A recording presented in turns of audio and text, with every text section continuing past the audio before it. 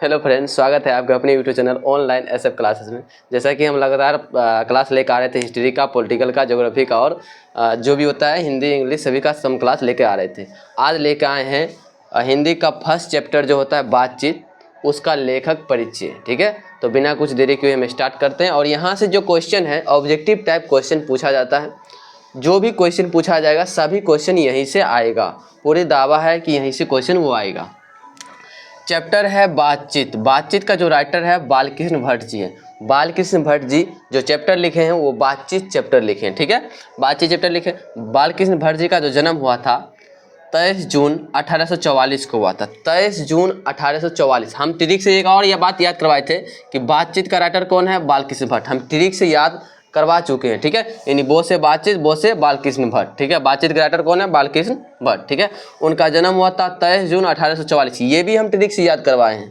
ठीक है, मृत्यु हुआ था बालकृष्ण भट्ट जी का मृत्यु 20 जुलाई 1914 को हुआ था।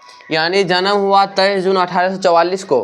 बालकृष्ण भट्ट जी का जन्म जो हुआ था 23 जून 1844 को हुआ और मृत्यु 20 जुलाई 1914 को हुआ। ठीक है, बालकृष्ण भट्ट जी जो निवास स्थान था, बालकृष्ण भट्ट जी का निवास स्थान कहाँ था, इलाहाबाद उत्तर प्रदेश में है। इलाहाबाद उत्तर प्रदेश में बालकृष्ण भट्ट जी निवास स्थान करते हैं। यानी निवास स्थान उनका कहाँ है, बालकृष्ण भट्ट जी का इलाहाबाद उत्तर प्रदेश में है। ठीक है, बालकृष्ण भट्ट जी जो थे उनका पिताजी का नाम जो था बेनी प्रसाद था। क्या था, बालकृष्ण भट्ट जी के पिताजी का नाम बेनी प्रसाद था, बेनी प्रसाद भट्ट। ठीक है, बेनी प्रसाद भट्ट बालकृष्ण भट्ट जी के पिताजी का नाम था।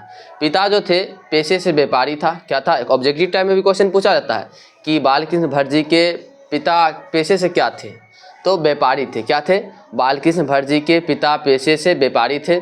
बालकृष्ण भट्ट जी के पिता व्यापारी थे, पिता क्या थे, एक व्यापारी थे। ठीक है, और बाद में जाकर के ये जो व्यापार करते हैं उनके पिताजी, बाद में जाके इनके पिताजी मर जाते हैं।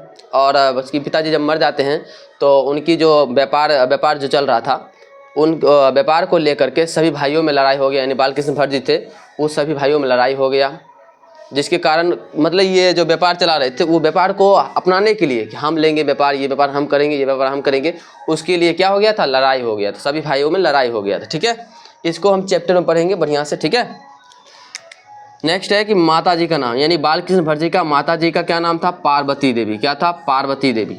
देखिए, बालकृष्ण भट्ट जी का पिताजी का नाम बो से बालकृष्ण, बो से बेनी प्रसाद, बो से बालकृष्ण, बो से बेनी प्रसाद। ठीक है, बो से बेनी। ठीक है, और माता जी का नाम क्या है, पार्वती जी, यानी पार्वती देवी माता जी का नाम है। बालकृष्ण भट्ट जी का माता जी का नाम है पार्वती देवी। ठीक है, पार्वती देवी जो थे उनकी माता जी थे सांस्कृतिक महिला थी, जिन्होंने बालकृष्ण भट्ट के मन में संस्कृत पढ़ने की रुचि और लालसा जगाई। यानी बालकृष्ण भट्ट जी जब बच्चे थे तो उनके मन में लालसा जगाई उनकी माँ कि संस्कृत तुम्हें पढ़ना है। ठीक है, यानी लालसा जगाई, मन में लालसा जगाई, चाहत जगाई, जिसे चाह कहते हैं, वो लालसा जगाई कौन, उनकी माँ। ये भी एक क्वेश्चन यहाँ से पूछा जाता है कि बालकृष्ण भट्ट जी के मन में संस्कृत पढ़ने की लालसा कौन जगाई, तो उनकी माँ कौन, पार्वती देवी। ठीक है, क्वेश्चन यहाँ से ऐसे पूछा जाता है। बालकृष्ण भट्ट जो शिक्षा लिए थे, शिक्षा प्रारंभिक शिक्षा जो थे संस्कृत का लिए थे। यानी जो शुरू की शिक्षा दिए थे उनकी माँ ही दिए थे। संस्कृत का शिक्षा दिए थे, उनकी माँ सांस्कृतिक महिला थी, इसीलिए उनकी माँ ने सांस्कृतिक शिक्षा दी थी। ठीक है, उनकी माँ क्या दी थी, सांस्कृतिक शिक्षा दी थी। 1867 में प्रयाग मिशन स्कूल से किया था। यानी 1867 में प्रयाग मिशन स्कूल से उन्होंने सांस्कृतिक शिक्षा प्राप्त किया।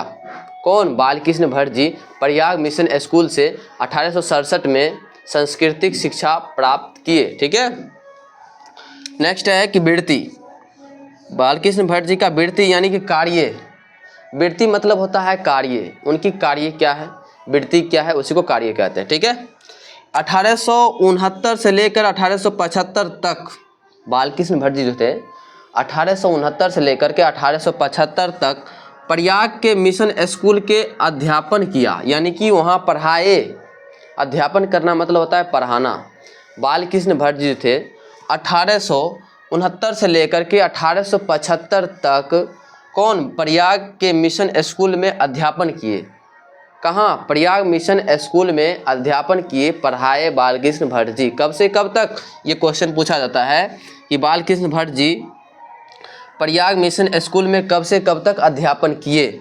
तो 1869 से लेकर 1875 तक किए, ठीक है।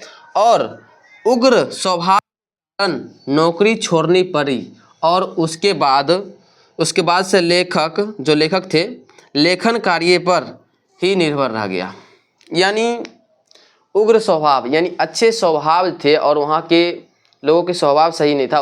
बहुत अच्छे स्वभाव के कारण स्कूल को छोड़ना पड़ा और उसके बाद जब स्कूल छोड़ दिए तो उसके बाद से उन्होंने अपने लेखन कार्य यानी कि जो लेखक है लिखते हैं उस लेखन कार्य में ही निर्भर रह गए, ठीक है। उसके बाद इनका एक अलग कार्य चला क्योंकि इनके भाइयों में भी लड़ाई हो गया था पिताजी के व्यापारी को लेकर के कि पिताजी का जो कारोबार है हम संभालेंगे, वो बोला हम संभालेंगे, वो हम लेंगे, लेकिन इसके कारण ये बोला ठीक है तुम ही लोग संभालो और हम ये अलग कार्य करने लगे। यानी कि लेखन कार्य में बालकृष्ण भट्ट जी मतलब संभल गए, ठीक है, और रहने लगे, ठीक है, कार्य करने लगे। मुझे उम्मीद नहीं पूर्ण विश्वास है कि जो भी हम लिख के लाए हैं इसी में से क्वेश्चन पूछा जाएगा और आप लोगों को आसानी से याद हो चुकी होगी, ठीक है। तो मिलते हैं अगले वीडियो में, तब तक के लिए धन्यवाद। वीडियो देखें उसके लिए।